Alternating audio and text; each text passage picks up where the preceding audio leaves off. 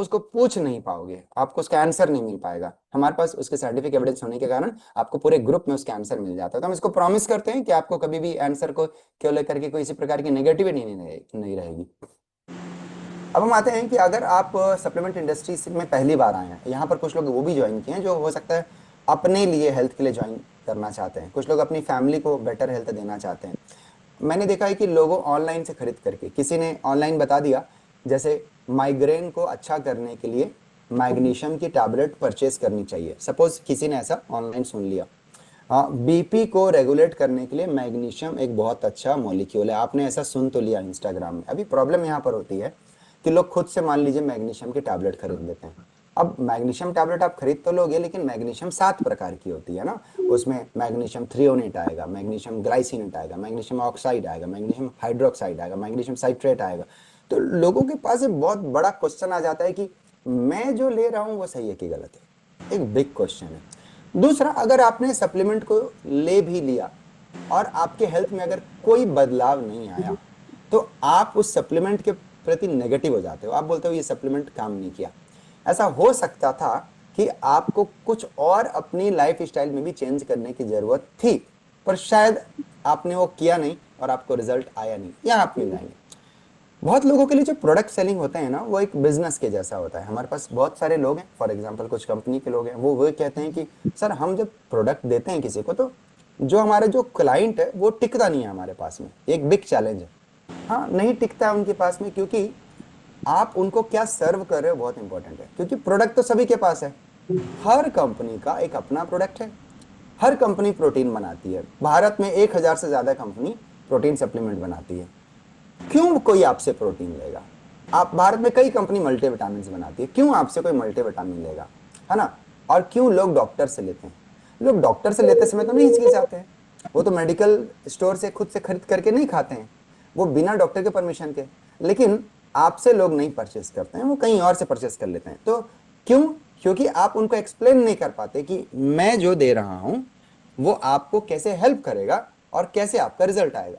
हमारे साथ बहुत सारे लोगों ने जो ज्वाइन किया है वो कहते हैं सर हम आज सेशन अटेंड करते हैं, कल लोगों पर अप्लाई करते हैं, और 2 दिन बाद लोग बोलते हैं थैंक यू सर, ये तो जबरदस्त काम करता है।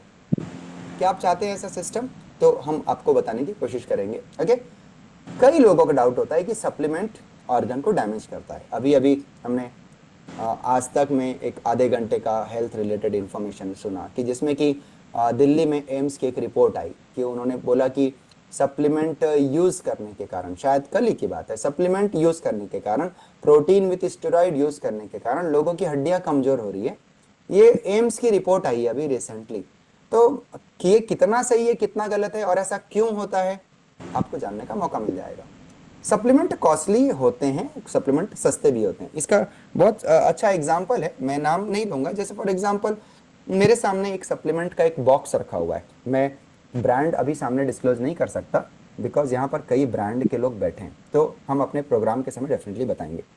तो फॉर एग्जाम्पल ये एक प्रोटीन का ब्रांड है और इसके बिस्किट्स आते हैं, लोग खाते हैं। तो ये 500 रुपीज का आता है ये।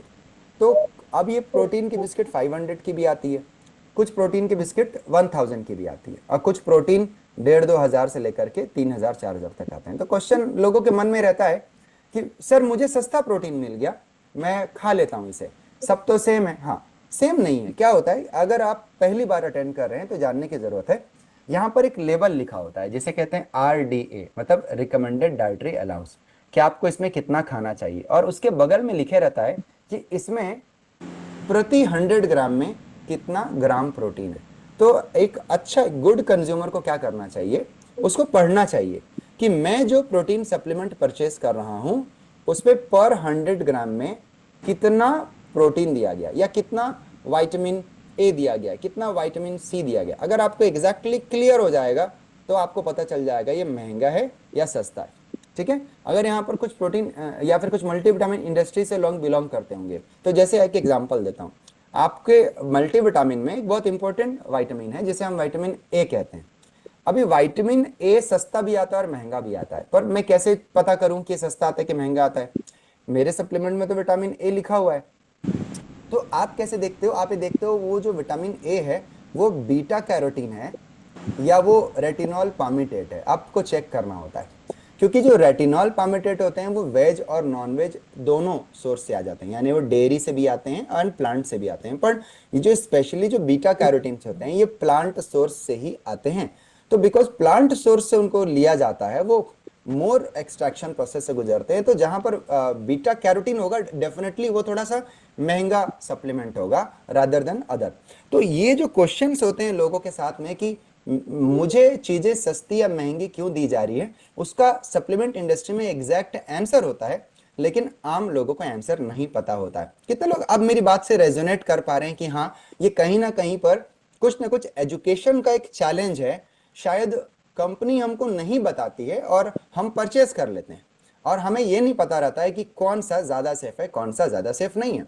अगर मैं आपको बोलूं कि आप गूगल में जा करके देखिए, तो जस्ट आप जाइएगा गूगल पर, प्लीज नोट डाउन, आपको चेक करना है क्या विटामिन ए हाइपर टॉक्सिसिटी होती है, तो इसका आंसर है यस। यानी कि अगर आपका विटामिन ए हेल्दी नहीं होगा तो उसकी हाइपर टॉक्सिसिटी भी हो सकती है, और उसके साथ हिपैटोटॉक्सिसिटी। आप कहते हैं ना कि मैंने ये फलाना खाया और उसका वो लिवर प्रॉब्लम हो गया, वो जिम जाता था उसने ये खाया उसका ये प्रॉब्लम हो गया, क्यों? क्योंकि उसके अंदर ऐसे कई सारे ऐसे सिंथेटिक चीजें होती है जिनको दूसरे फॉर्म में खाना था पर दूसरे फॉर्म में खाया। तो विटामिन ए की हाइपर टॉक्सिसिटी से हिपैटोटॉक्सिसिटी यानी कि लिवर की टॉक्सिसिटी होती है, लेकिन बीटा कैरोटीन को लेने से टॉक्सिसिटी नहीं होती है, वो बहुत ही सेफ होता है। तो इसको लेकर के हमारी गवर्नमेंट भी परेशान थी। गवर्नमेंट भी प्रेगनेंसी के दौरान बच्चों को मदर को हेल्दी रखने के लिए विटामिन ए के सप्लीमेंट्स प्रोवाइड करती थी, लेकिन कुछ स्टेट की गवर्नमेंट ने पाया कि विटामिन ए की वजह से हाइपर टॉक्सिसिटी हो रही है, तो उन्होंने बंद कर दिया। तो देखिए कितना बड़ा कंफ्यूजन हुआ। गवर्नमेंट ने यानी डब्ल्यूएचओ ने स्टार्ट इसलिए किया था क्योंकि प्रेगनेंसी के समय विटामिन ए बच्चे के मेंटल ग्रोथ के लिए एक क्रिटिकल फैक्टर है, लेकिन उसके ओवर टॉक्सिसिटी से उनके लिवर डैमेज होने लगे, क्योंकि उनको जिन कंपनी ने गवर्नमेंट को प्रोवाइड किया वो शायद हेल्दी सप्लीमेंट नहीं थे, उनको देना था शायद बीटा कैरोटीन, पर दे दिए वो अदर सप्लीमेंट। कितने लोग आप समझ पा रहे हैं मैं क्या बताना चाह रहा हूं? कि बिकॉज कुछ चीजें जो होती है वो थोड़ी कॉम्प्लिकेटेड होती हैं, बट मैं ट्राई कर रहा हूं कि आपको मैं एक्सप्लेन कर पाऊं कि हमें क्या सीखना है। तो आप में से कितने लोग मेरे साथ रेजोनेट कर पा रहे हैं? क्या ये चलेगा मेरे साथ में? क्या मैं स्टार्ट करूं बिल्कुल ऐसे ही? थैंक यू सो मच माई, आप सभी चार्ट करके मेरे साथ आगे बढ़ सकते हैं। सो मैं नेक्स्ट आता हूं। अभी अभी मान लीजिए आप लोग किसी इंडस्ट्री से अगर बिलोंग करते होंगे, तो क्या होता है कि सप्लीमेंट को लेकर के कोई भी स्किल बेस्ड कोई कोर्स अवेलेबल नहीं है। क्या आपने ऐसा कोई कोर्स सुना जहां पर 2 4 6 महीने केवल आपको सप्लीमेंट सिखाया जाता होगा? क्योंकि बुक्स में तो नहीं है। मैं आपको इसका प्रूफ दिखा सकता हूं, दिस इज बुक। ये एक बुक है, मेडिकल मेडिसिन की बुक है, और बहुत फेमस बुक है। अगर आप कोई भी मेडिकल बैकग्राउंड से होंगे तो बड़ी फेमस बुक है। नाम है बुक का डेविडसन। लगभग 1200 पेज की बुक है, थर्ड ईयर में पढ़ते हैं इसको। क्या है इसके अंदर में? इसके अंदर में मेडिसिन का तो पूरा कोर्स है, कैसे प्रोवाइड करना है, क्या बॉडी के लिए हेल्दी है। बट अगर मैं इसमें ये खोजने जाऊं कि विटामिन ई के बारे में मुझे कितना सीखने के लिए मिलेगा, तो हार्डली 10 लाइन। अगर मैं सीखने जाऊं मेटाबॉलिज्म, आप लोग बड़ा मेटाबॉलिज्म मेटाबॉलिज्म सुनते हैं कि नहीं आजकल?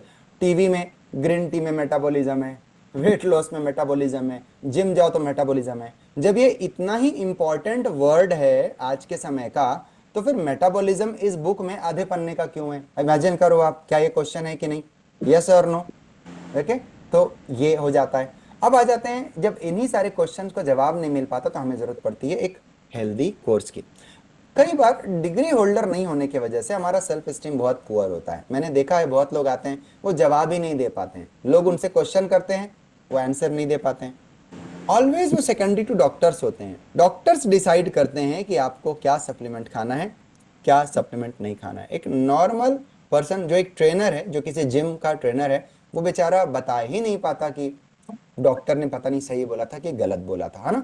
बहुत लोग स्ट्रगलिंग मतलब मनी के साथ स्ट्रगल करते रहते हैं, तो वो बड़ी ट्रेनिंग्स को परचेज नहीं कर पाते, सीख नहीं पाते। आप उस बैकग्राउंड के नहीं होते हैं, क्योंकि फिजिकल इंस्ट्रक्टर का कोर्स थोड़ा सा महंगा हो जाता है, स्पोर्ट्स न्यूट्रिशन का कोर्स महंगा है, फिजियोथेरेपी एडमिशन लेना महंगा है, तो चीज़ों को लोग नहीं जान पाते हैं, और इस प्रकार के साइंटिफिक आंसर लोगों के पास में नहीं होता है। मैं आपको दिखाता हूँ कि एक एक व्यक्ति अगर विद सप्लीमेंट विदाउट सप्लीमेंट लेता है तो उसके साथ क्या क्या क्वेश्चन आते हैं। एक एग्जाम्पल है, इनका नाम है सुंदरिया एंड सुंदरिया, अगर आप इनकी फोटो देखोगे तो ये एक नॉर्मल वेट लॉस की फोटोग्राफ है।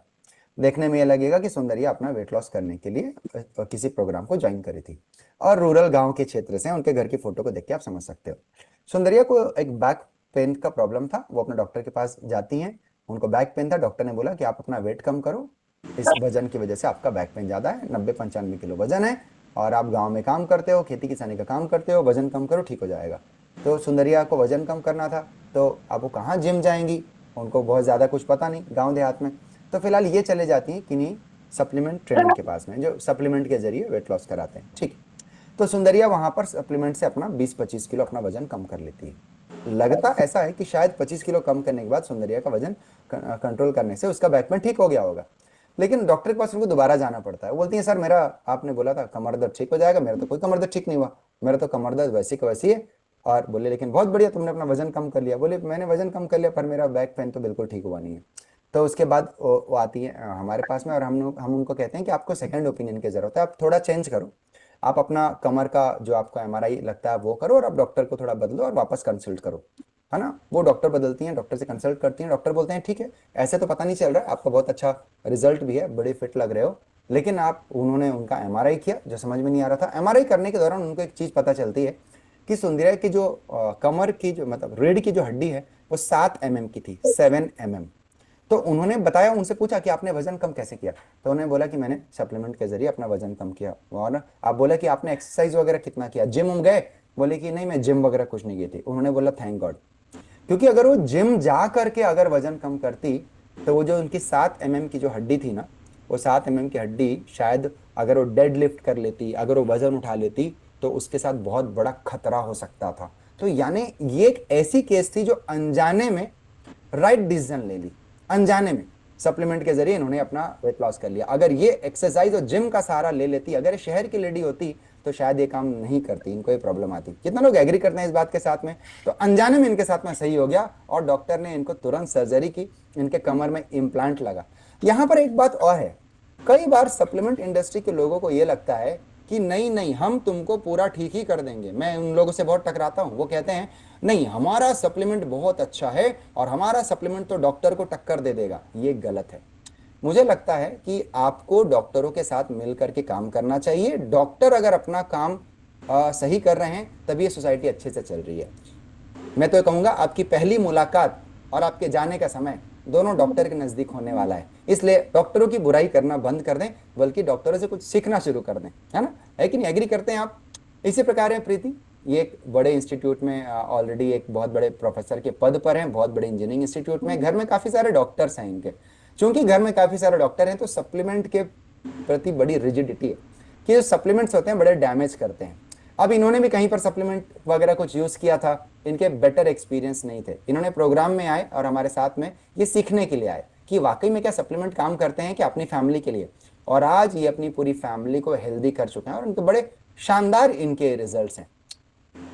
क्या करना होगा इन रिजल्ट्स के लिए? इट्स वेरी सिंपल, 1 घंटा आपको देना रहेगा। तो लोग 1 घंटा देते हैं, है ना। दिल्ली से हमारे साथ में प्रेरणा, आप देखते हैं कि ये क्या एक्सपीरियंस कर रही हैं इस प्रोग्राम को ज्वाइन करके। मेरा नाम प्रेरणा है और मैं दिल्ली से हूँ। मैंने डॉक्टर विकास का supplement mastery school course join किया और बहुत अच्छे एक्सपीरियंसेस रहे मेरे। डॉक्टर विकास बहुत सिंपल लैंग्वेज में बहुत इन डेप्थ नॉलेज देते हैं, और जैसा कि आज तक हम लोगों ने इसी तरह सुना है कि कोई कहता है पूरा नेचुरल डाइट फॉलो कीजिए, कोई कहता है सिर्फ सप्लीमेंट्स लीजिए, लेकिन डॉक्टर विकास बहुत क्लियरली हर चीज को के लिए गाइड करते हैं। नेचुरल डाइट के लिए भी गाइड करते हैं और सप्लीमेंट्स के लिए भी बहुत इन डेप्थ नॉलेज देते हैं। तो ये उनके कोर्स की खास बात है, और बहुत अच्छे से सारे क्वेश्चंस के आंसर्स देते हैं। तो मुझे लगता है कि सभी को अपनी नॉलेज बढ़ाने के लिए ये जरूर ज्वाइन करना चाहिए उनका प्रोग्राम। वाह। तो जैसे कि हमने स्टार्टिंग में बताया था कि प्रोग्राम के 3 पार्ट हैं। सप्लीमेंट को डायरेक्टली यूज नहीं किया जाता है, सप्लीमेंट को किसी हेल्थ कंडीशन के साथ समझकर, सप्लीमेंट को एक्सरसाइज के साथ समझकर, और सप्लीमेंट को होम डाइट के साथ समझ करके दिया जाता है। तो जब मैं बात कर रहा हूं ये सप्लीमेंट मास्टरी स्कूल है, यानी कि ये एक अकेला प्रोग्राम नहीं है। जैसा कि यहाँ पर प्रेरणा जी ने बताया कि यहाँ पर डाइट के साथ सप्लीमेंट को यूज करके बेस्ट रिजल्ट कैसे देना है ये सिखाया जाता है।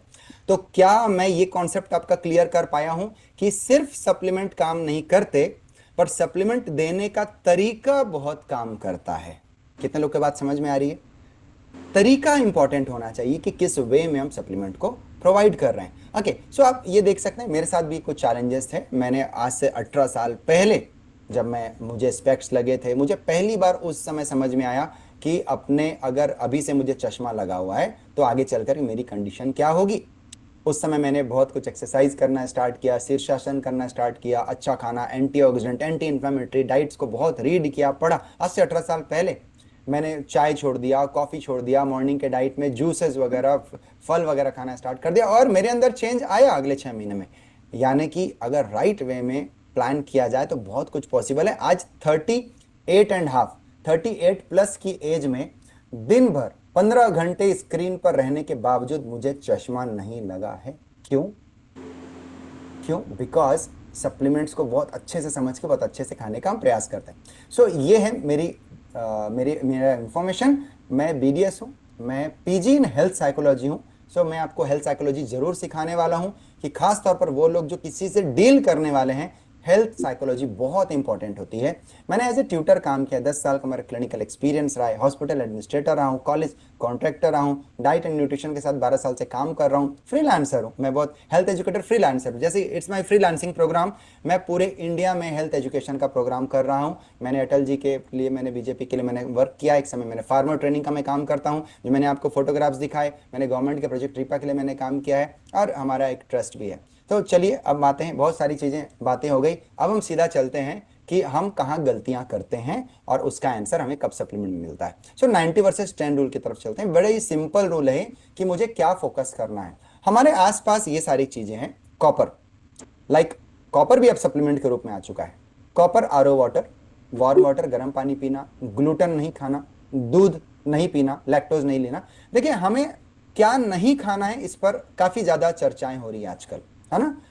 क्या नहीं खाना है, पर क्या खाना है इस पर कभी चर्चा नहीं हो रही है ना। ग्लूटेन नहीं खाना है, इस पर काफी चर्चा हो रही है। तो अगर मैं इसमें पीछे चलता हूं, मैं ग्लूटेन का आपको एग्जांपल लेता हूं। अगर मुझे लगता है कि गेहूं नहीं खाना चाहिए, तो बहुत लोग, जब मैंने पूछा क्यों गेहूं नहीं खाना चाहिए, तो लोगों के आंसर बड़े जबरदस्त थे। लोग कहते हैं गेहूं जो है वो इंडियन फूड नहीं है। हमारे जो दादा दादी लोग थे वो मोटा अनाज खाया करते थे, ऐसा कुछ लोगों ने मुझे आंसर दिया। क्या आप लोगों को भी ऐसे आंसर देते हैं क्या लोग? तो मैं आपको थोड़ा फैक्ट चेक कराता हूं मैं आपको, एंड हर एक आंसर हमारा फैक्ट चेक के साथ होगा। सो आपको बता दूं मैं, अगर कोई ये कहता है कि गेहूं इंडियन फूड नहीं है और मोटा अनाज अगर इंडियन फूड है, तो मैं आपकी जानकारी के लिए बता दूं, गेहूं पिछले 5000 साल से भारत में यूज हो रहा है। अभी कुछ दिनों से इसको लोग बोल रहे हैं कि इंडियन फूड नहीं है, नहीं तो 5000 साल से तो इंडियन फूड ही है। और अगर रागी इंडियन फूड है, तो जरा जा करके फैक्ट चेक करिए, रागी अफ्रीका और इथोपिया का फूड है, रागी भी इंडियन फूड नहीं है। और रामायण के समय अगर आप कभी पढ़े होंगे तो वैदिक काल में वहां पर हनुमान जी को रागी फूड चढ़ाने का एक कल्चर बताया गया है। यानी जब आप हनुमान जी को कौन कौन से खाने पसंद है, तो यानी कि लगभग 5 से 7 हजार साल पहले रागी भारत में आया है, बिकॉज 7 हजार साल पहले रामायण की हिस्ट्री मिलती है। तो गेहूं सिंधु सभ्यता में 5 हजार साल पहले है, एंड रागी 7 हजार साल पहले इंडियन है। तो अगर आपके लिए गेहूं इंडियन फूड नहीं है तो रागी भी इंडियन फूड नहीं है, तो ये एक आंसर नहीं है। तो एग्जैक्ट आंसर क्या है मैं आपको बता देता हूं। 1% अमेरिकन को ग्लूटेन इंटॉलरेंस होता है। 1/3 पीपल अमेरिका में ग्लूटेन आज छोड़ चुके हैं, और ग्लूटेन एक बहुत बड़ा मार्केट है। खासतौर पर जो आईबीएस पेशेंट्स होते हैं, इन्फ्लामेटरी बाउल डिजीज के जो लोग होते हैं, ये ग्लूटेन से दूर रहते हैं। बाकी लोग ग्लूटेन से दूर नहीं होते हैं। हमारे जो दादा दादी हैं, और आपकी भी दादा दादी ने, जब सब्जियां घर में टाइम पर नहीं मिलती होंगी, तो शायद उन्होंने दूध रोटी खा करके ही वो 80-90 साल जिए होंगे। तो क्या यहां पर में आपके भी दादा दादी हैं जो 80-90 साल तक गए हैं दूध रोटी खा करके? कितने लोग हैं यहाँ पर? तो शायद उनके समय ये ग्लूटेन वाली प्रॉब्लम नहीं थी, है कि नहीं? यस और no? Thank you so much, बहुत सारे लोगों के आंसर्स हैं। तो ग्लूटेन प्रॉब्लम क्यों करता है? अमेरिका में ग्लूटेन को यूज किया जाता है बेकरी प्रोडक्ट्स में खास तौर पर, क्योंकि वहां पर कुछ लंबे समय से आटा गूंदा हुआ और उनका जो डव बना करके यूज होता है। तो उनके क्या बनते हैं? उनके डोनट्स बनते हैं, मफिन बनते हैं, ब्रेड्स बनते हैं, पिज्जा में हाई टेम्परेचर में यूज होगा, और उसके साथ में क्रीम पेस्ट्री के साथ जितने आइटम्स बनते हैं, केक शेक से, सारे के सारे वेरी हाई टेम्परेचर में यूज होते हैं। तो ग्लूटेन एक प्रोटीन है, और इस प्रोटीन को जब वेरी हाई टेम्परेचर के साथ में यूज किया जाता है तो ग्लूटेन ज्यादा मोर स्टिकी, मोर कॉन्जुगेट होने लगता है, मोर कॉम्प्लेक्स होने लगता है, और मोर कॉम्प्लेक्स प्रोटीन पेट को डाइजेस्ट करने में दिक्कत करता है। तो प्रॉब्लम ग्लूटेन में नहीं है, प्रॉब्लम ग्लूटेन को पकाने में। सो अगर हम इंडियंस की बात करें तो इंडियन शायद उतना अत्याचार करें नहीं खाते, लेकिन आज शायद लोगों से खाने लगे। लेकिन आप देखेंगे कि जब आप रागी दलिया वगैरह को खाते हैं तो आप इसको नॉर्मल वे में खाते हैं, नॉर्मल पतीले में बॉईल करके खाते हैं, तो आपको वो टॉलरेंस की प्रॉब्लम नहीं होती है। सो प्लीज इस कुछ मिसगाइडेंस से तो हमें बाहर आना चाहिए। सोए प्रोडक्ट को लेकर के यहाँ पर बहुत लोग होंगे जिनके घरों में कोई ना कोई थायराइड वाला पर्सन होगा। अभी देखेंगे ये क्या करते हैं, ये कार्डियोलॉजिस्ट को सोए बहुत अच्छे लगते हैं, ऑर्थोपेडिशियन को सोया बहुत अच्छा लगता है, कैंसर जो डॉक्टर्स होते हैं वो सोया प्रेफर करते हैं, डायबिटोलॉजिस्ट भी सोया प्रेफर करते हैं। लेकिन जो एंडोक्राइनोलॉजिस्ट हैं वो क्या बोलते हैं कि थायराइड अगर आपको है तो आपको सोयाबीन नहीं खाना चाहिए। इसका सीधा मतलब ये हुआ कि अगर आज मुझे थायराइड नहीं है, अगर मैं सोयाबीन खाऊं तो सोयाबीन खाने से मुझे थायराइड हो जाएगा। तो मैं आपको थोड़ा इसको डेप्थ ले चलता हूं, मैं इसके आंसर आपको सप्लीमेंट में ले चलता हूं आपको। तो आज से लगभग 25 साल पहले, जब 30 से 35 साल पहले, जब भारत में गोइटर हुआ करता था, गोइटर यानी कि थायराइड वाला गोइटर, जिसे जिसे हम घेंगा कहते हैं, आपको पता है उस समय गवर्नमेंट ने पता किया था, ऑलरेडी पहले से पता था कि आयोडीन की कमी के वजह से थायराइड होता है। यानी कि 35 साल पहले हमारा मेडिकल साइंस इतना स्ट्रांग था कि किसी सप्लीमेंट की कमी की वजह से थायराइड होता है, उस सप्लीमेंट को नमक में ऐड किया गया। तो अगर आज आप ये कहते हैं कि सप्लीमेंट खाना बुरा है, तो आपको पता है पिछले कई सालों से ऑलरेडी नमक में लोग आयोडीन के सप्लीमेंट के रूप में लोग यूज कर रहे हैं। और इतना ही नहीं, आज भारत में गोइटर नहीं है तो उसी सप्लीमेंट की वजह से नहीं है। कितना लोग की बात समझ में आ रही है? आज भारत में गोइटर बिल्कुल नहीं है तो ये उसी सप्लीमेंटेशन प्रोग्राम की वजह से हुआ था, जिसे थायराइड इरेडिकेशन प्रोग्राम कहा गया था, गवर्नमेंट का था और सब हट गया। पर आज 35 साल बाद अब तो आयोडीन मिल गया अपने को। आज थायराइड किस वजह से हो रहा है? क्या वो सोया, गोभी और पत्ता गोभी की वजह से हो रहा है? अगर इस सोया, गोभी और पत्ता गोभी की वजह से अगर ऐसा होता तो मैं तो रोज खाता हूं सोयाबीन और मैं तो रोज खाता हूं गोभी, पत्ता गोभी, तो इसका मतलब क्या मुझे थायराइड हो जाएगा? क्या वो टॉक्सिक है? क्या इसका मतलब यही है? तो आपके मन में क्वेश्चन आएगा, नो, ऐसा नहीं है। इसका सीधा मतलब यह है कि नहीं, अभी भी कुछ विटामिन मिनरल की डेफिशिएंसी जिस वजह से हो रहा है। और इसका आंसर क्या है? इसका आंसर है फॉलेट, इसका आंसर क्या है? Vitamin A. जब तक विटामिन ए और आयोडीन नहीं आएंगे तब तक जो आपका जो T3 है, जो आपका और आपका जो T4 है, उनका कन्वर्जन नहीं होगा। आपके सेल्स के अंदर में एक मॉलिक्यूल होता है जिसे हम कहते हैं RNA, है ना, जिसे हम कहते हैं RNA। तो RNA जिस प्रोटीन सिंथेसिस में भाग लेती है वो काम ही नहीं करेगा अगर आपके सेल्स को विटामिन ए नहीं मिलेगा। थोड़ी देर पहले मैंने आपको बताया था कि प्रेगनेंसी में विटामिन ए को गवर्नमेंट देने का प्रयास करी थी, ये WHO का वही प्रयास था। पर क्या हमको पता है ये बात? शायद हम में से किसी को ये बात नहीं पता है कि विटामिन ए थायराइड में एक क्रिटिकल रोल प्ले करता है, फॉलेट थायराइड में क्रिटिकल रोल प्ले करता है। तो इस प्रकार बहुत सारे विटामिन्स एंड मिनरल्स हमारी बॉडी के रिक्वायरमेंट होते हैं, लेकिन हम इस बात को ना आज तक जानते हैं ना किसी को बता पाते हैं। आप कई लोगों को देख रहे हैं, हंसने वाले को हार्ट अटैक आ गया, टीवी एक्टर को हार्ट अटैक आ गया, इंडिया के एक फेमस एप्लीकेशन के ब्रांड एम्बेसडर को हार्ट अटैक आ गया। इतने सारे लोगों को अगर ये प्रॉब्लम आ रहे हैं, आप देख रहे हैं इंटरमिटेंट फास्टिंग करने वालों को भी हार्ट अटैक आ रहा है। क्या वो इंटरमिटेंट फास्टिंग कर रहे हैं, पर क्या वो अपने डाइट में राइट न्यूट्रिशन यूज कर रहे हैं? आपको पता है ये बहुत सारी चीजें आप देख रहे हैं। मेरे फादर ने 45 ईयर अपनी मेडिसिन खाई। मेरे फादर को हार्ट अटैक आया था, इनके ब्रेन में 2 ब्रेन हेमरेज है, ये उसकी हमारा रिपोर्ट है। 40 साल तक इन्होंने मेडिसिन खाई। सप्लीमेंट को भी 40 साल तक खाया जा सकता है। अगर मेडिसिन को 40 साल तक खाया जा सकता है तो मैं इसका एक स्ट्रॉन्ग एविडेंस आपको यहां पर पेश कर रहा हूं। ठीक है, अब हम चलते हैं। ऐसे बहुत सारे क्वेश्चन हमारे साथ में हैं कि सप्लीमेंट्स का अनदेखा होने से क्या होता है, क्यों सप्लीमेंट लोग नहीं ले रहे हैं और उसके अनदेखी से क्या हो रही है। देखिए, अगर आज आपको लगता है कि यूरिया, केमिकल और पेस्टिसाइड्स की वजह से आपको हार्ट अटैक्स आ रहे हैं, अगर ऐसा आपको लगता है तो जी आप बिल्कुल गलत। क्योंकि 50 इयर्स बैक जिम फिक्स, जो कि एक वर्ल्ड के बहुत बड़े मैराथन रनर थे, इन्होंने 3 पुस्तकें लिखी। इन्होंने बताया कि दौड़ने से हार्ट अटैक नहीं आएगा। 1952 में इन्होंने पूरे अमेरिका को दौड़ने में लगा दिया, दौड़ो दौड़ो हार्ट अटैक नहीं आएगा। 1984 में खुद दौड़ते दौड़ते ही इनको हार्ट अटैक आ गया और 52 साल की उम्र में ये दुनिया से चले गए। तो जिम फिक्स रनिंग तो करते थे, लेकिन क्या उन्होंने भी सेम गलती करी? क्या सप्लीमेंट वो ले सकते थे और उन्होंने नहीं लिया? क्या मैराथन में की गई बहुत गलती थी? आप जा करके सर्च करिए, दुनिया में तमाम आर्टिकल अवेलेबल हैं कि मैराथन करने वाले लोगों को बहुत ज्यादा हार्ट अटैक आते हैं। तो एक्सरसाइज करने वालों को हार्ट अटैक इसलिए आ रहा है कि वो एक्सरसाइज कर रहे हैं, या उनके बॉडी में डाइटरी डेफिशिएंसी हो रही है इसलिए उनको हार्ट अटैक्स आ रहे हैं। नेक्स्ट, अगला क्वेश्चन अगर मैं बात करूं, हमारे भारत के पहले राष्ट्रपति डॉक्टर राजेंद्र प्रसाद, उस समय तो यूरिया केमिकल पेस्टिसाइड नहीं था, उनको क्यों हार्ट अटैक आया? हमारे भारत के प्रथम प्रधानमंत्री जवाहरलाल नेहरू, उनको क्यों हार्ट अटैक आया? लाल बहादुर शास्त्री या जितने भी हैं उनको क्यों आया? एपीजे अब्दुल कलाम जी, वो तो साइंटिस्ट थे, 92 ईयर में आया तो उनको भी हार्ट अटैक ही क्यों आता है? क्या हम अपनी डाइटरी डेफिशिएंसी में कुछ प्रॉब्लम करते हैं? सप्लीमेंट का रोल बहुत हेल्पफुल हो सकता है किसी किसी के लिए। ये तोवेंद्र हैं, इनको पोलियो है, क्या इनको दौड़ा करके वेट लॉस करा सकते हैं या सप्लीमेंट के जरिए वेट लॉस करा सकते हैं? बहुत ईजी है सप्लीमेंट के जरिए।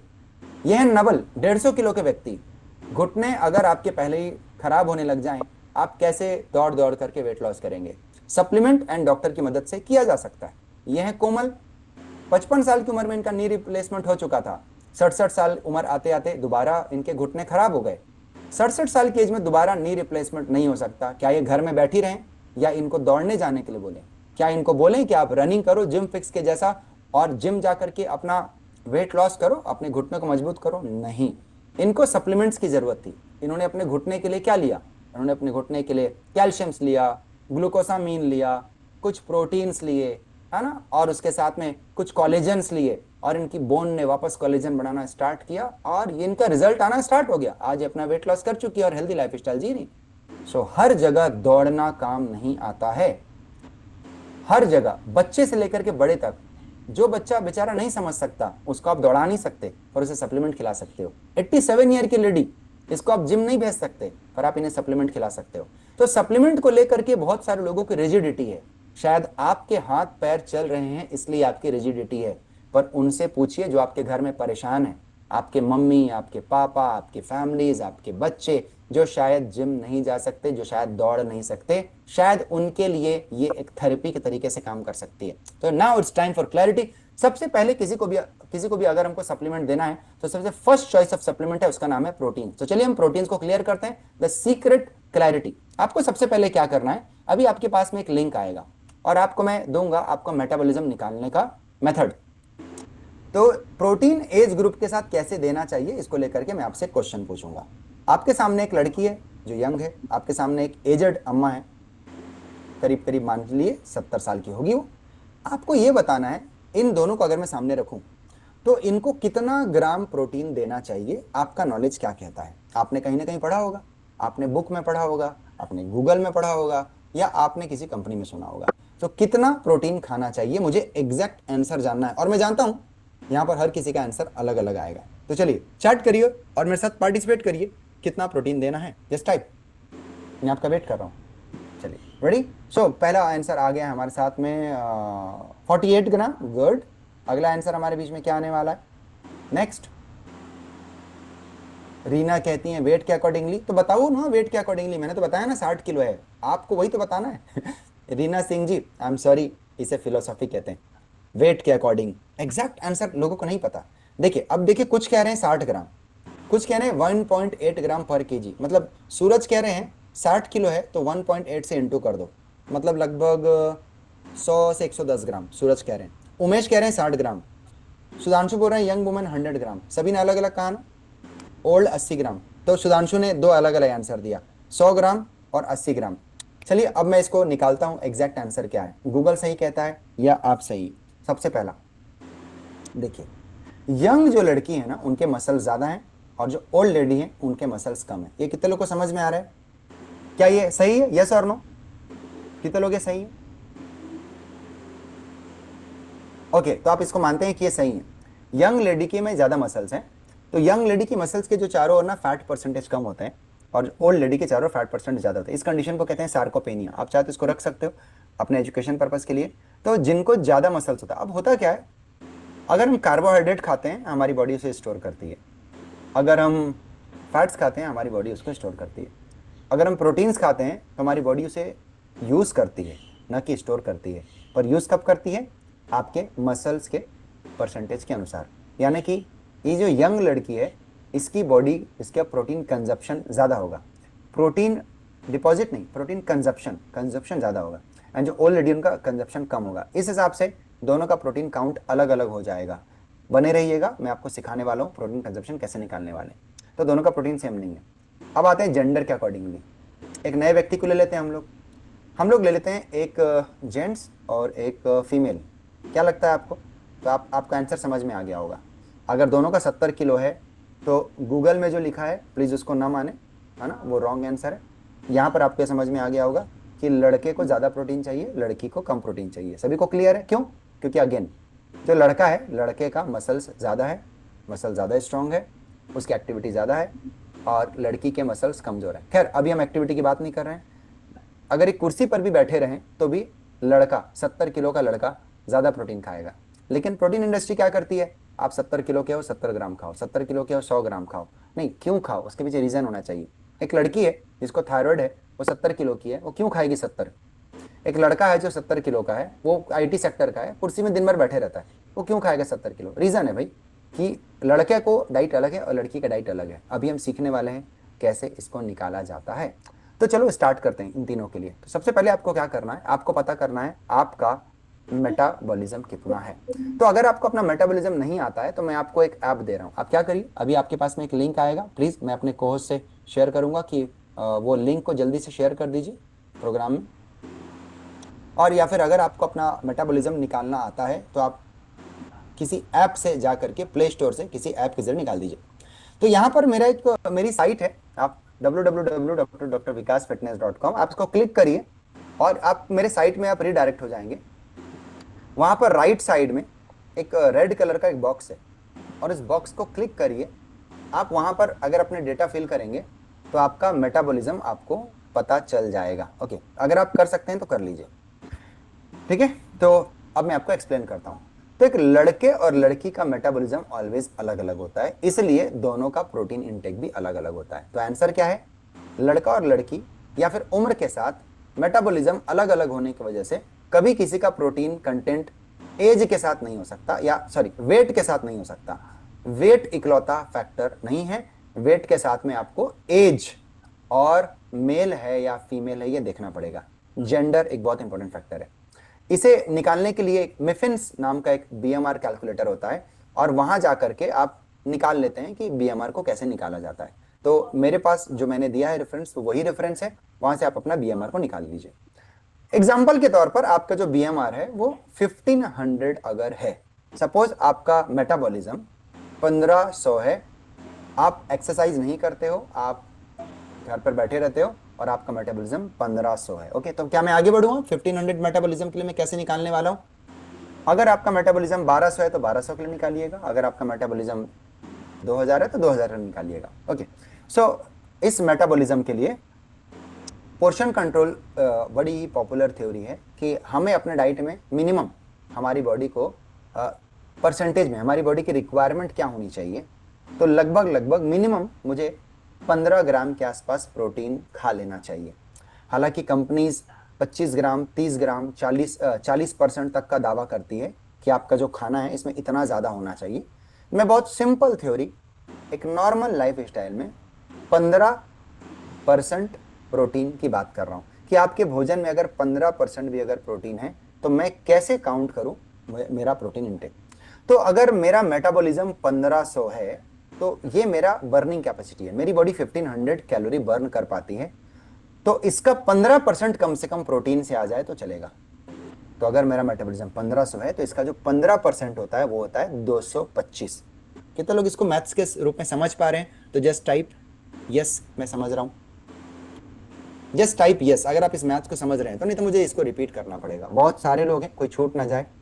अगर आपका मेटाबॉलिज्म 1500 है तो उसका 15% भी अगर आप प्रोटीन से ले लेते हो, मिनिमम 15% भी अपने कैलोरी कंजप्शन का, तो ये 225 कैलोरी होता है, जो ऑलरेडी मैंने निकाल करके बता दिया है। आपका एज वेट फैक्टर के अकॉर्डिंगली आपके मसल्स का BMR निकल जाएगा। तो ये आता है 225। प्लीज नोट डाउन अगर आपने निकाल लिया है तो जस्ट टाइप 225। कर लिया आपने? ओके, मैं आगे बढ़ूं इसमें? अगर आप अलाउ करेंगे तो मैं आगे बढ़ूंगा। क्या मैं आगे बढ़ूं? तो जस्ट टाइप यस। बहुत लोग शायद निकाल रहे होंगे अभी। हाँ, कोई बात नहीं, बने रहिएगा, बहुत कुछ आप जानने और सीखने वाले हैं। ओके, तो yes. क्या मैं आगे बढ़ूं? अगर मुझे कुछ लोग, मेरे ख्याल में सभी निकालने में लग गए हैं, ऑल एवरीवन। ठीक है, अच्छी बात है, बहुत बहुत ही एंथुजियास्टिक पब्लिक है हमारे यहाँ की। तो कुछ लोग तो नहीं निकाल रहे होंगे।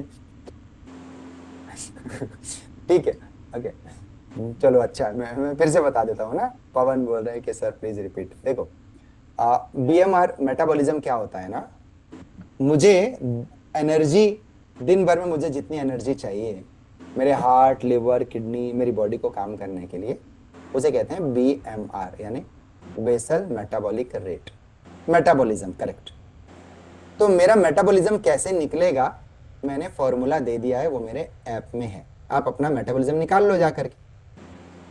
अभी मेरा मेटाबॉलिज्म मान लो निकला 1500, तो मेरे पूरे मेटाबॉलिज्म में जो मेरी एनर्जी है वो कार्बोहाइड्रेट से आएगी, फैट से आएगी और प्रोटीन से आएगी। तो प्रोटीन से कम 15% आना चाहिए। अब ये क्या आना चाहिए, इसके पीछे बहुत सारा मतलब साइंस है, ठीक है। 15% भी अगर मुझे प्रोटीन मिल गया, यानी कि कम से कम 225 कैलोरी मेरे को प्रोटीन से मिलनी चाहिए। 1500 का 15% 225 होता है। 225 कैलोरी, यानी कि अगर इसको मैं काउंट करूं तो ये लगभग, इसको 4 से आपको डिवाइड करना पड़ेगा, तो आपका प्रोटीन ग्राम में निकल जाएगा, क्योंकि 1 ग्राम प्रोटीन 4 कैलोरी देता है। तो 225 कैलोरी कितने ग्राम प्रोटीन से आएगा? वाह, ये सूरज ने निकाला है 1690। तो मैं यहां से स्टार्ट करता हूं। तो सूरज का अगर 1690 है, तो सूरज, इसका 15% आपको निकाल लेना है ना। हितार्थी ने निकाला 1277, वेरी गुड। तो इसका 15% आप निकाल लो, है ना। चलो मैं आपकी हेल्प करता हूँ, बिकॉज चलो हम लोग एक वर्कबुक से प्रोग्राम में है ना, तो मैं आपकी हेल्प कर देता हूँ। तो यहाँ पर अगर मैं देखता हूँ हितार्थी 1277, और इसका मैं 15% केवल ले लूँ कि भाई इतना तो मेरे को प्रोटीन से कैलोरी मिल जाए, तो मैंने इसको ले लिया। तो हितार्थी 191 कैलोरी प्रोटीन से आनी चाहिए। Okay, done, very good. Suraj का निकालते हैं 1690, इनका ना 191 निकाल लिया। सूरज का निकालते हैं 1690 इंटू, तो सूरज का निकल गया 253 कैलोरी इनको प्रोटीन से खाना है। तो आप सब निकाल लीजिएगा अपना। अब मैं निकालता हूं, अगर सूरज ने 253 ग्राम कैलोरी इनको चाहिए प्रोटीन से, तो कितने प्रोटीन से आएगा? इसको 4 से डिवाइड कर दो। तो मैंने डिवाइड कर दिया, तो सूरज का निकला 63.37 ग्राम। ये एग्जैक्ट आंसर है। अगर सूरज एक्सरसाइज नहीं करते हैं, नॉर्मल दिन भर उनकी रेगुलर घर वाला उनका काम है, तो इनकी बॉडी को 63 ग्राम प्रोटीन खाना चाहिए। ओके, तो थम्स अप कर दो यार सूरज, आप जितने भी हैं। ओके, हितार्थी का अगर था 191, डिवाइड कर दिया हमने 4 से, तो हितार्थी को 47.75 ग्राम प्रोटीन चाहिए। ये इतना पर्टिकुलर आंसर है ना, इतना क्लियर आंसर है कि बहुत रेयर आपको खुद से खोजने में मिल पाएगा। अब आता है क्वेश्चन, सर तो फिर ऐसा क्यों बोलते हैं कि ये 2 ग्राम खाना चाहिए, या पर केजी डबल खा लो 1.2? इसको हम ऐसा समझते हैं, अगर आप यहां पर दिन भर में 500 एक्स्ट्रा कैलोरी बर्न करोगे, सपोज आज सूरज दिन भर कुर्सी में बैठा है, तो आज सूरज 63 ग्राम प्रोटीन खाएगा। लेकिन अगर कल सूरज ने जिमिंग कर लिया, तो जिम में अगर उसने 500 कैलोरी बर्न किया, तो 500 कैलोरी पर सूरज क्या करेंगे? 500 का निकाल लेते हैं, उसे 75 कैलोरी प्रोटीन से खाना पड़ेगा, और उसके लिए उसे 18.75 ग्राम प्रोटीन बढ़ाना पड़ेगा। तो जहां पर सूरज अभी जो 63 ग्राम प्रोटीन खा रहे थे, सूरज को 18.7 ग्राम बढ़ गया, अब सूरज को 81.7 ग्राम प्रोटीन खाना पड़ेगा। Sir daily I use to do 2 hour gym, तो कितनी कैलोरी, कितना कंजप्शन, ये बहुत सारी चीजें मैटर कर जाएंगी, और प्रोटीन इंटेक धीरे धीरे धीरे, यानी एक ही सूरज के लिए अलग अलग प्रोटीन इंटेक है। सूरज जब वर्कआउट नहीं करता है तो अलग प्रोटीन इंटेक है, सूरज जब वर्कआउट करता है तो अलग प्रोटीन इंटेक है। क्या ये अमेजिंग है? अगर ये अमेजिंग है तो just type A for amazing. तो ऐसे प्रोटीन काउंट्स किए जाते हैं, और इसका चैप्टर परत बाय परत अगर खुलेगा तो आपको बड़ा मजा आएगा। मेटाबॉलिज्म की थ्योरीज होती हैं सारी की सारी, लेकिन ये साइंस में एक्सप्लेन नहीं किया जाता और गूगल में सारी चीजें नहीं दी होती है, तो इट्स वेरी कॉम्प्लिकेटेड। ओके, इसी को लेकर के हमको समझाना पड़ता है, सिखाना पड़ता है, इसी को लेकर के क्लास है। चलो अब हम आगे बढ़ते हैं, अभी हम बहुत सारी चीजों को सीखना चाहते हैं। अब आते हैं, मान लो कि हमने प्रोटीन खा लिया। प्रोटीन खाते समय क्वेश्चन आ जाएगा कि मेरी प्रोटीन की क्वालिटी कैसी होगी। तो पता है 1983 से लेकर के अगर 2017 की अगर बात करें, प्रोटीन की जो क्वालिटी है काफी डिस्टर्ब हो गई है। मैं आपके लिए एक जर्नल का रेफरेंस रखा हूं। जर्नल, जर्नल मतलब जितनी भी मेडिकल रिसर्च होती है ना, उनको जर्नल में रखा जाता है। तो ये एग्रीकल्चर, फूड एंड एग्रीकल्चर जो जर्नल है उनका एक रेफरेंस है, और मैंने इसको 1963 का रखा है। वाई 1963? क्योंकि भारत में जो ग्रीन रिवॉल्यूशन हुआ था वो 1960 के बाद हुआ था। और मैं क्या बता रहा हूं, हमारे यहाँ हार्ट अटैक तो कब से आ रहा है, उसी समय से आ रहा है। तो देखिए, जब हम यूरिया और केमिकल्स डालते हैं ना नीचे जमीन में, हमें लगता है कि मैं यूरिया और केमिकल की वजह से मैं बीमार हो रहा हूं। सूरज, अब हम प्रोग्राम से आगे निकल गए तो मैं उसे बाद में बता दूंगा, ठीक है। तो अब हम देखते हैं कि हमें कई बार लगता है, मैंने आपको जितने फोटोज दिखाए, कि हमारे खाने में केमिकल है इस वजह से ये बीमारियां हो रही है। नहीं, आपने देखा आजकल नॉन स्टिक खा रहे हैं तो लोग बोल रहे हैं इससे कैंसर हो जाएगा। नॉन स्टिक कुकवेयर में आप लिपस्टिक लगा रहे हो तो लोग बोल रहे हैं कैंसर हो जाएगा। डाई लगा रहे हो तो बोल रहे हैं कैंसर हो जाएगा। आप क्या क्या चीज छोड़ोगे बताओ ना मुझे। डाई लगाना छोड़ दो, लिपस्टिक, क्रीम, जो भी होते हैं आपके, mascara, eyeliner, night cream, face mask छोड़ दो सब। गेहूं छोड़ दो, आपको कैंसर हो रहा है। आपको चावल छोड़ दो, आपको डायबिटीज हो रहा है। आप सोयाबीन आप छोड़ दो, आप पत्ता गोभी छोड़ दो, गोभी छोड़ दो। अभी ये एक व्यक्ति ने बोला पानी भी आपको ज्यादा पीने की जरूरत नहीं है, पानी सिर्फ प्यास के अनुसार पीना चाहिए। तो आप छोड़ने पर बहुत फोकस कर रहे हो ना, लेकिन खाना क्या, इस पर फोकस नहीं कर रहे हो। तो यूरिया की वजह से प्लांट में क्या होता है पहले उसको समझो आप। नॉन प्रोटीन नाइट्रोजन फ्रैक्शंस, इसका मतलब जब हमारे एयर में भी नाइट्रोजन है, मैं उस नाइट्रोजन को ले रहा हूं, प्रोटीन में भी नाइट्रोजन है, उसे हम खा रहे हैं, बट एयर के नाइट्रोजन से क्या मेरी बॉडी प्रोटीन बना पाएगी क्या? नो, मुझे खाने में प्रोटीन लेना पड़ता है। तो इसी प्रकार जब आपके डाइटरी इनटेक में, जब आपका जो प्लांट होता है उसमें जब यूरिया डाला जाता है, तो यूरिया में जो नाइट्रोजन है वो प्लांट में फ्री कंपोनेंट के रूप में रहता है। कई बार 1963 में, अब ये बढ़ते जा रहा है, ठीक है, पहले बहुत कम था। अभी क्या है, अगर आप ये देखते हो कि 100 ग्राम दाल में अगर 25 ग्राम या 22 ग्राम प्रोटीन लिखा है, तो वो लिखा है, क्यों? वो है नहीं। वो क्यों? देखो सामने, इसको समझना। प्रोटीन को टेस्ट करने के जो मेथड होते हैं ना, उसे कहते हैं जेल्डॉल मेथड। ये अगर कोई केमिस्ट्री बैकग्राउंड का होगा यहाँ पर तो उसको समझ पाएगा। एंड माफ कीजिए, मैं केमिस्ट्री को भी कभी कभी लाऊंगा, मैं आयुर्वेदा को भी लाऊंगा, मैं मेडिकल साइंस को भी लाऊंगा, मैं सभी को लेकर के आऊंगा, बिकॉज समझाने के लिए हॉलिस्टिक अप्रोच की जरूरत पड़ती है ना। किसी एक मेथड को चूज करना काफी गलत होता है। तो जेल्डॉल मेथड ये कहता है कि अगर प्लांट में नाइट्रोजन हो तो हम पकड़ नहीं सकते कि उसमें प्रोटीन कितना है। हमें लगेगा कि उसमें प्रोटीन है, पर प्रोटीन होता है नहीं। इसे कहते हैं नॉन प्रोटीन नाइट्रोजन। ये कितने लोगों को पहली बार पता चला ये पॉइंट? Just type FT। अगर आपको पहली बार पता चला है तो आप टाइप कर सकते हो FT। अब आते हैं सप्लीमेंट तो की स्ट्रैटेजी हम कैसे बदलते हैं। Okay, just type okay great. जल्दी जल्दी जल्दी एक्टिव रहो मेरे साथ में यार, बहुत सारे लोग, आपकी एनर्जी मुझे देखना है कि आप एनर्जेटिक लोग हो। क्या मेरे जैसी एनर्जी है आपके अंदर में? क्या आपके अंदर में वो वाली एनर्जी है, मेरे साथ वाली एनर्जी है क्या आपके अंदर में? यस, आगे चलो मैं आगे बढ़ता हूँ। अभी सप्लीमेंट को लेकर के स्ट्रैटेजी अब बदलती है। इससे मुझे ये समझ में आ जाता है, अगर मुझे खाने से राइट न्यूट्रिशन नहीं मिले तो मैं कैसे खाने को बदलकर फिट हो जाऊंगा। जैसे अगर मुझे किसी ने ये बोला कि आज के खाने में यूरिया केमिकल है, इस वजह से तुम बीमार हो रहे हो, मैं बोला ओके आई एग्री, तो मैं क्या करूं? तो तुम अपने खाने को बदल दो। मैं बोला ओके, तो मैं क्या खाऊं? तो सपोज मुझे मेरे डाइटिशियन ने ये बोला तुम एक काम करो, तुम गेहूं मत खाओ। तो मैंने बोला ओके मैं गेहूं नहीं खाऊंगा, अब मैं क्या खाऊं?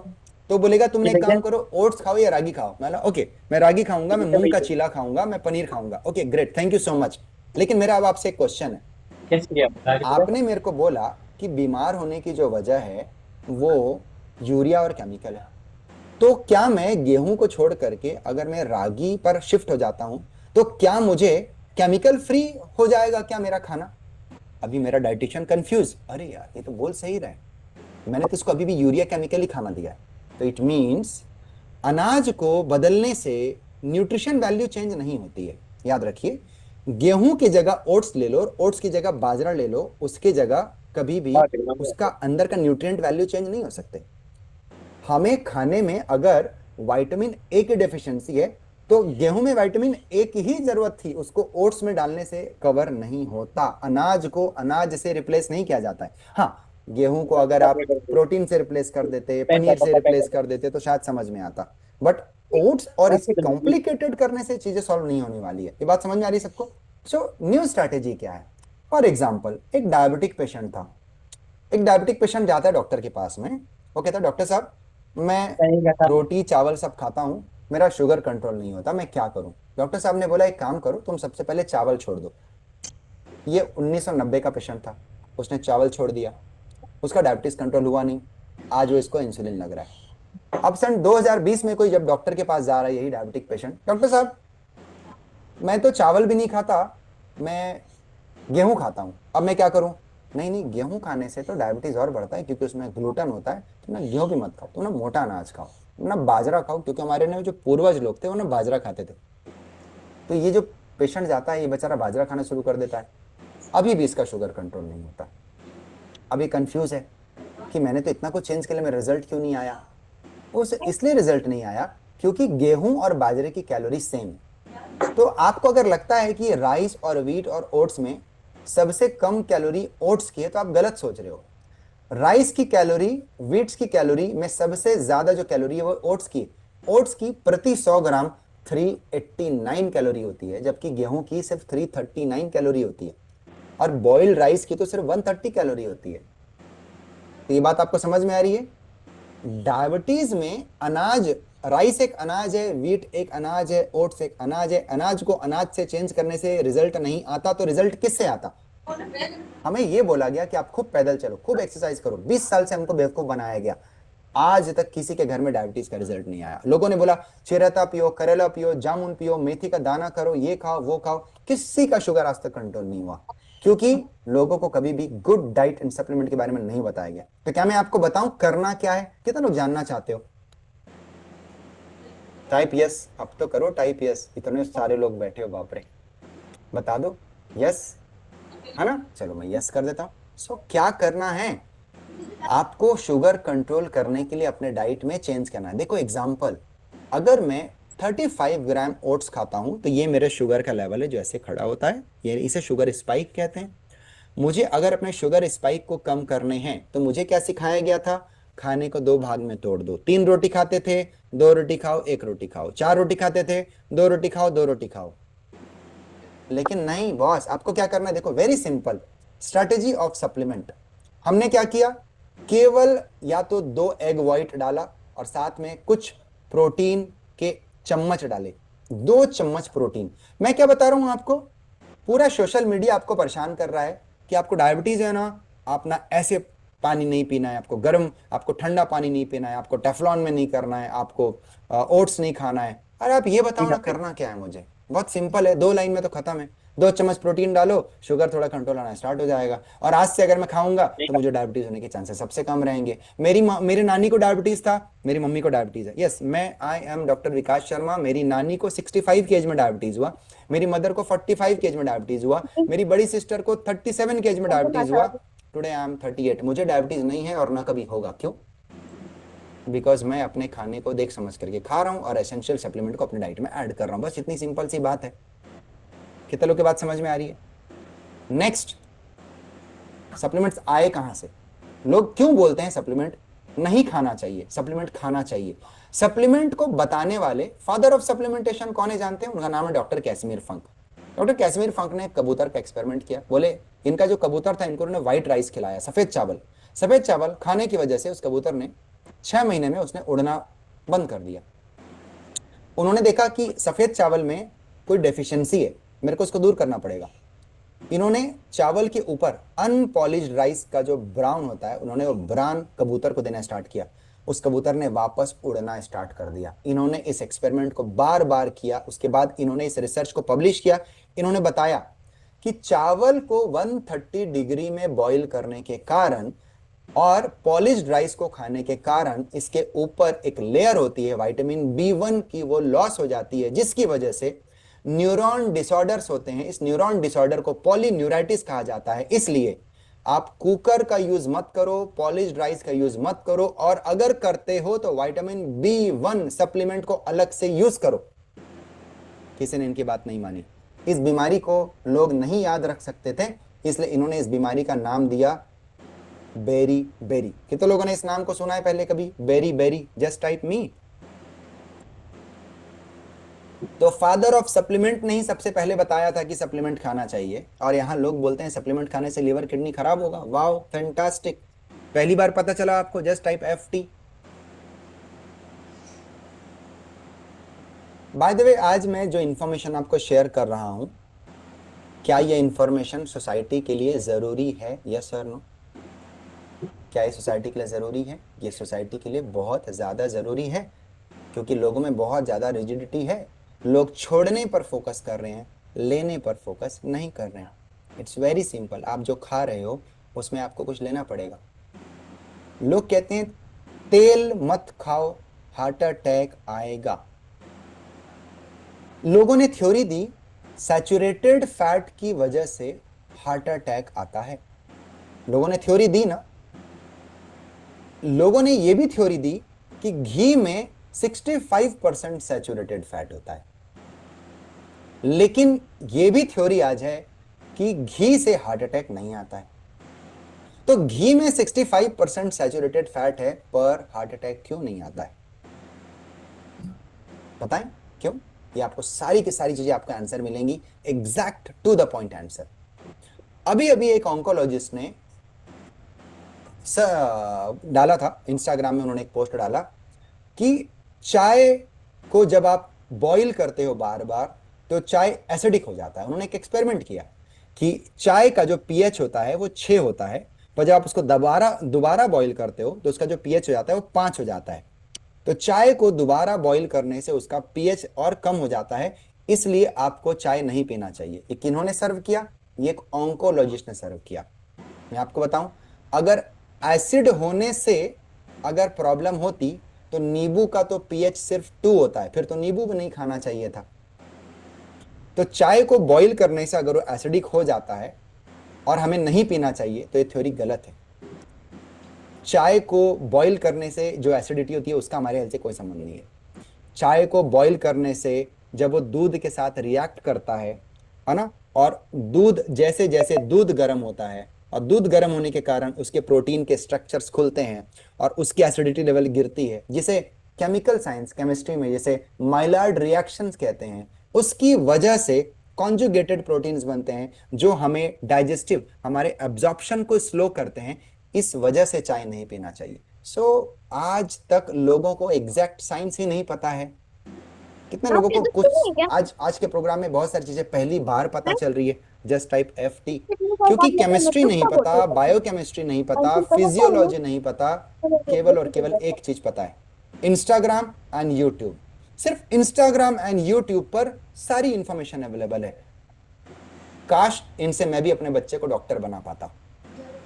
डॉक्टर बन जाते हैं इससे, इंस्टाग्राम एंड यूट्यूब से। कोई है जो अपने घर में अपने ट्रीटमेंट के लिए या अपने क्लाइंट के नॉलेज के लिए इंस्टाग्राम से सीख रहे हैं? मैंने देखा है बहुत सारी कंपनी के लोग, वो क्या कहते हैं, मैं बोला आप नॉलेज कहां से लेते हो? बोलते हैं सर हम तो यूट्यूब से सीखते हैं और हमारे क्लाइंट को सर्व कर देते हैं।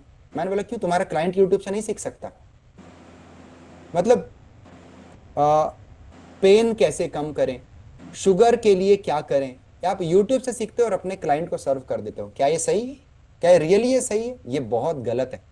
अगर यूट्यूब से डायबिटीज का इलाज होता तो डायबिटोलॉजिस्ट की क्या जरूरत थी? अगर यूट्यूब से थायराइड का इलाज होता तो थायराइड के डॉक्टर की क्या जरूरत थी? और आप यूट्यूब से ट्रेनिंग लेकर के अपने क्लाइंट को सर्व कर देते हो, वो बेचारा आप पर ट्रस्ट करता है, वो आपको पैसे दे रहा है और आप उसके साथ खिलवाड़ कर देते हो। आप पैसे देकर के क्यों नहीं सीखना चाहते हैं? एक डॉक्टर ने जो इतने पैसे दे करके सीखा, ठीक है वो डॉक्टर हो सकता है कभी कभी कुछ कुछ डॉक्टर गलत इलाज करते हैं, उन पर नहीं जा रहा हूं, लेकिन कम से कम वो सीखा तो है, वो हेल्थ को जानता तो है। लेकिन बहुत सारे लोग हेल्थ इंडस्ट्री में बिना सीखे यूट्यूब नॉलेज अपने क्लाइंट को सर्व कर रहे हैं। ऑयल के बारे में थोड़ा ज्यादा बताओ सर, और बताना था ऑयल के बारे में, मैं सब बताऊंगा, everything I will give you everything, मैं सभी देने वाला हूँ एग्जैक्ट साइंस। ओके, आपका क्वेश्चन है तो यस, ऑयल हमारा जो हार्ट का जो डैमेज होता है, जिस प्लाक के जो डैमेज होता है, ऑयल खराब नहीं होता है। ऑयल हमारी सेल लेयर को ऑक्सीडाइज करता है, तब प्लाक फॉर्मेशन होता है। क्वेश्चन है ऑयल ऑक्सीडाइज क्यों करता है? लोग कहते हैं पाम ऑयल मत खाओ खराब होता है। ऑयल खराब नहीं है, पाम ऑयल और ऑयल के बनाने के प्रोसेस में उसमें विटामिन ए डी ई के का नुकसान हो जाता है, जो ऑयल के ऑक्सीडेशंस को रोकते थे। बिकॉज आपके डाइट में वैसे सप्लीमेंटेशन नहीं है, इस वजह से वो ऑयल आपको डैमेज कर रहा है। तो ऑयल डैमेज नहीं कर रहा है, लेस न्यूट्रिएंट ऑयल आपको डैमेज कर रहा है। तो तेल को कम करने से रिजल्ट नहीं आने वाला है, ऑलिव ऑयल चेंज करने से रिजल्ट नहीं आने वाला है, लेकिन सप्लीमेंटेशन को ऐड करने से डेफिनेटली रिजल्ट आने वाला है। आज मोदी जी ने भी कह दिया तेल कम खाओ, कोई बोल रहा है तेल कम खाओ, कोई बोल रहा है शुगर कम खाओ, और कुछ लोग बोलते हैं प्रोटीन कम खाओ क्योंकि इससे लिवर किडनी खराब होता है। तो जब ये तीनों में नहीं खाऊंगा तो मैं क्या खाऊंगा? मैं आपको बता रहा हूं, खाना तीनों है, लेकिन हमें उसमें सप्लीमेंटेशन को ऐड करना है। स्पेसिफिकली हमको क्या देना हमको पता होना चाहिए। विटामिन सी से लेकर के गूगल में लिखा है 75 से 90 मिलीग्राम, डॉक्टर लाइनस पॉलिंग बोलते थे 18 ग्राम। कौन सही है? नोबेल लॉरिएट पर्सन सही है या गूगल सही है? प्लीज गूगल का सहारा मत लीजिए। गूगल में जब आप सर्च करते हो 100 ग्राम चावल की कैलोरी 130 कैलोरी लिखी है, चावल की कैलोरी कहां से 130 कैलोरी हो गई? चावल की कैलोरी 350 कैलोरी के पास होती है। गूगल में सब का सब गलत लिखा हुआ है। एक पौधा भी बताता है कि मेरे अंदर क्या डेफिशिएंसी है, नाइट्रोजन, फास्फोरस, पोटेशियम, मैग्नीशियम। हमें जमीन का न्यूट्रिशन पता है, जमीन में सप्लीमेंट डालना आता है, जमीन में भर भर के सप्लीमेंट डालेंगे, नाइट्रोजन, पोटेशियम, ये वो, सुंदर सुंदर गेहूं, सुंदर सुंदर आपको सब्जियां खाने का मन करता है, वहां न्यूट्रिशन डालना है। बॉडी में सप्लीमेंट नहीं डालना है, बॉडी में नेचुरल खाना है। अच्छा, मजे की बात यह है कि हमारी जो गवर्नमेंट है वो ना 100-200 रुपए में ना जमीन का टेस्ट कर देती है कि इसमें कौन से मिनरल की कमी है, पर ह्यूमन की बॉडी में मिनरल टेस्ट नहीं करते। उसके लिए तो 5,000 का टेस्ट होता है, ह्यूमन की बॉडी में क्या मिनरल की कमी है। ये बड़ी इंटरेस्टिंग चीज है ये, अगर यहाँ पर कोई गवर्नमेंट के लोग होंगे तो मेरी बॉडी में भी तो न्यूट्रिशन की कमी है। सो अगर आपने इन चीजों को समझ पा रहे हैं तो हमें इस सोसाइटी को एक न्यूट्रिशन इंफॉर्मेशन देने की जरूरत है ना? ओके, सो हम क्या कर सकते हैं? आप देखिए, all gynaecologist, gastroenterologist, neurologist, dermatologist सब दे रहे हैं सप्लीमेंट्स को। आप भी दीजिए सप्लीमेंट को, आप खाइए supplements, it is very safe. अगर आप ये सीख जाए कि वो सेफ कैसे है। ओके, तो हमारे साथ में कुछ डॉक्टर्स हैं, कुछ प्रोफेशनल्स हैं और हर जगह के लोग हैं। डॉक्टर निशांत सक्सेना, अरविंद भाव सर, है ना, आप इनको पढ़ सकते हैं। आप ट्रस्ट पायलट में जा करके बहुत सारे रिव्यूज को आप पढ़ सकते हैं। डॉक्टर मोहम्मद जैनुद्दीन मदुरई से हैं। Sakshi we care sports injury clinic है जो स्पोर्ट्स अथॉरिटी ऑफ इंडिया के साथ काम कर चुकी हैं। डॉक्टर अजित मिश्रा हैं, डॉक्टर श्वेता गोयल हैं, एंड ऑल प्रोफेशनल्स कई सारे हैं। हमारे साथ में एथलीट्स हैं। देखो, साइक्लोथॉन में इन्होंने वेट कम किया, साइक्लोथॉन में ये रनर अप आए। ओके, हमारे साथ में मिस्टर राजेश हैं, इन्होंने 12 किलो वजन अपना ड्रॉप किया, सप्लीमेंट को अपने परफॉर्मेंस के लिए यूज किया, all India national swimming gold लेकर के आए। कैसे पॉसिबल है ये सारी चीजें? क्या सप्लीमेंट खराब है तो गोल्ड कैसे आ सकता है और ब्रॉन्ज कैसे आ सकता है? इन्होंने एक बार ब्रॉन्ज लाया, एक बार गोल्ड लाया, कैसे? तो यहाँ आपने बहुत थोड़ी सी बेसिक स्किल सीखी है और आज आपने हमारे साथ में सिर्फ 1 आवर आपने दिया है जस्ट फॉर इंट्रोडक्शन। ये था कंप्लीट इंट्रोडक्शन। अगर आपको लगता है यस सप्लीमेंट मेरे लाइफ में बहुत इंपॉर्टेंट है, तो मैं आपको बताने वाला हूं कि हम क्या कर सकते हैं और आप इस प्रोग्राम का हिस्सा कैसे बन सकते हैं। सो आपके पास में आप वेट गेन होने के दुनिया में तमाम बहुत सारे कारण हैं, पर लोग केवल कैलोरी कॉन्सेप्ट पर उलझे हुए हैं। नहीं, हमको लोगों को कंप्लीट ट्रेनिंग देने की जरूरत है। 150 से ज्यादा न्यूट्रिएंट की बॉडी को जरूरत होती है, लेकिन हम उसको गलत तरीके से देते हैं। लोग एक मल्टीविटामिन नहीं खाते हैं। क्या रीजन है? एक मल्टीविटामिन खाने में क्या प्रॉब्लम है लोगों को? पूरे वर्ल्ड में बहुत सारे डाइट्स हैं, जीएम मोटर डाइट्स हैं, डी नॉर्निश डाइट है, कीटो डाइट है, कीटो प्लस डाइट्स हैं, मेडिटेरेनियन डाइट्स हैं, है ना। उसके इतने सारे डाइट है, पैलियो डाइट्स हैं, वेट लॉस के तमाम कंपनीज हैं। आखिर क्यों, कब, कैसे, किस पर काम करती है, हमको सीखना पड़ेगा। आयुर्वेदा एंड एलोपैथी का एक बहुत जबरदस्त कॉम्बिनेशन है। ये दोनों अलग बहुत ज्यादा नहीं है, आए एक ही जगह से, सोर्स एक ही है। लोगों को सिखाने की जरूरत है। हमारे प्रोग्राम में आप इसको सीखते हैं। हमें एक ब्रोकन एजुकेशन सिस्टम को जोड़ने की जरूरत है। हमारे साथ में बहुत सारी फीमेल्स हेल्दी हो रही हैं, है ना, बहुत सारी। मैं इसमें आगे बढ़ूंगा। हम हमारे साथ चेन्नई से हैं। आप अगर डिफरेंट लैंग्वेज के हैं, हो सकता है आपका लैंग्वेज डिफरेंट हो। हिंदी में इंडिया का पहला प्रोग्राम है। इंग्लिश में तो कई प्रोग्राम्स होते हैं, सप्लीमेंट पर तो इंडिया में कोई प्रोग्राम नहीं है, फिलहाल हिंदी में प्रोग्राम है, इसीलिए सभी ज्वाइन किए हैं। क्या कहती हैं बरीरा?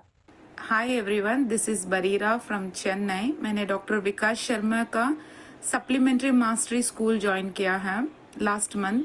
तो हमें वीकली क्लासेस मिलते हैं और क्लासेस में बहुत सारा information regarding the health and the complications and उन प्रॉब्लम्स का सोल्यूशंस का भी हमें सारा एजुकेशन मिलता है।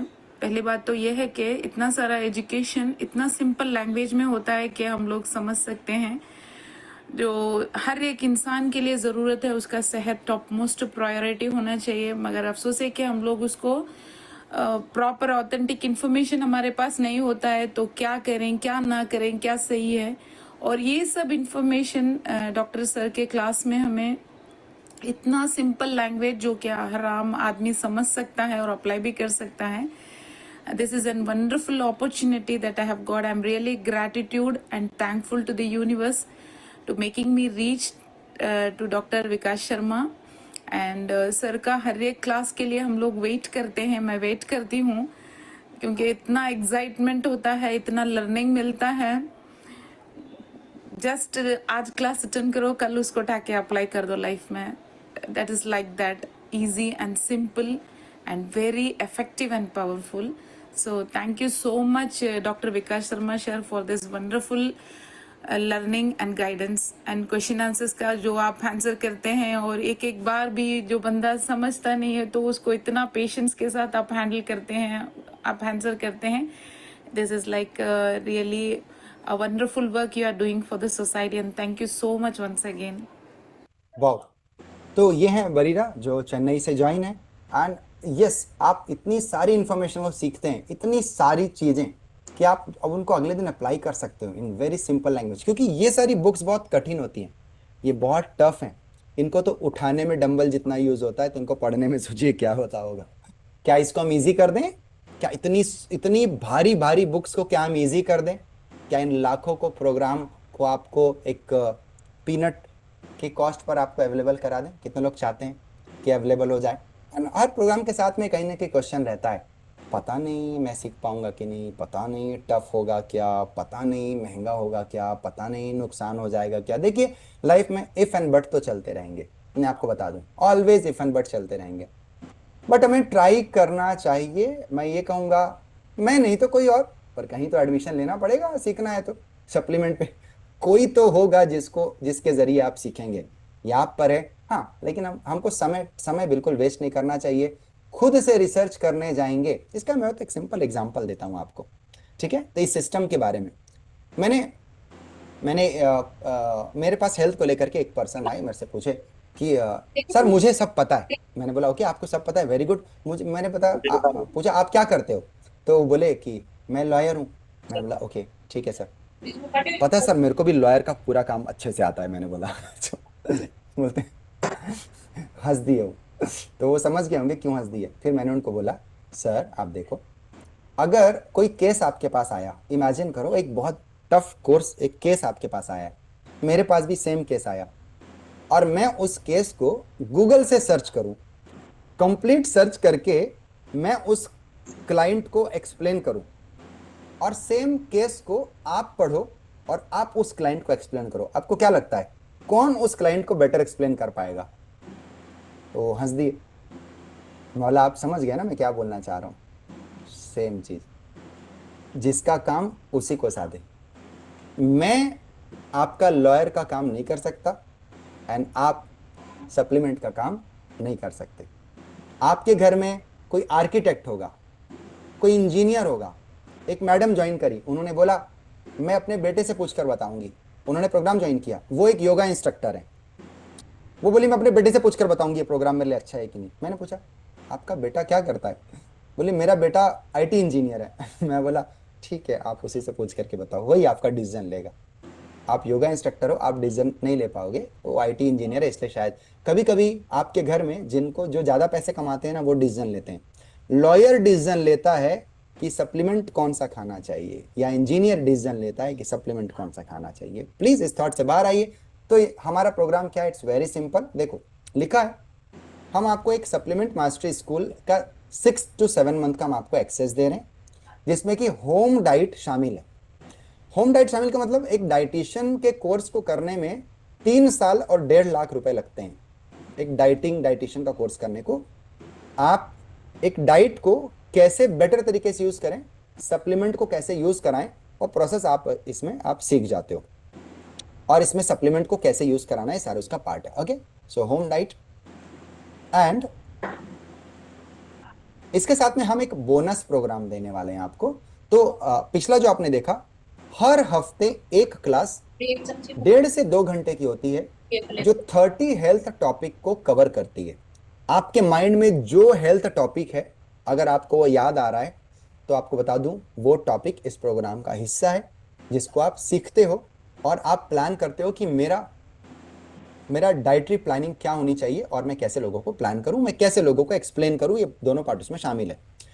हर प्रोग्राम को करने से पहले हम आपको एक पीडीएफ प्रोवाइड करते हैं। वो पीडीएफ जब आपके 6 मंथ कंप्लीट हो जाएंगे, तो आप 30 हेल्थ प्रॉब्लम के health plus supplement plus diet का मास्टर शीट आपका बन जाएगा।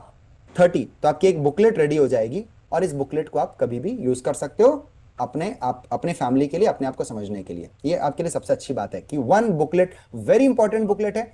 ये बुकलेट क्या है आपको बताऊं, ये बुकलेट मेरे 15 साल का एक्सपीरियंस है। आप इस बुकलेट को परचेस कर रहे हो, this is 15 years of experience, जो आपको मैं लाइव देने वाला हूं। कई लोग किसी रिकॉर्डेड प्रोग्राम को अटेंड कर लेते हैं गलती से, और रिकॉर्डेड की फीस दे देते हैं, और उनके पैसे बर्बाद हो जाते हैं। वो उनके सामने उनसे बात भी कभी नहीं करते। आप मेरे साथ वीकली डिस्कशन में रहेंगे, आपको वीकली यहाँ पर बात करना है, वीकली कनेक्ट होना है, वीकली डाउट क्लास में रहना है। 1 महीने में एक रिव्यू क्लास होती है। अगर आप पिछड़ जा रहे हो तो आपका डाउट सेशन है। अगर आपको इंग्लिश समझ में कहीं पर छोटी मोटी मिस्टेक हो रही है तो डाउट सेशन है। कहीं साइंटिफिक वर्ड्स आ रहे हैं, डाउट सेशन है। चीज़ें अवेलेबल हैं। आपको हमारा जो सपोर्ट नंबर है उन पर कॉल करना है, आपको अपने प्रॉब्लम बताना है, आपको अपना 1-to-1 करना है, और आप बाहर निकल जाओगे।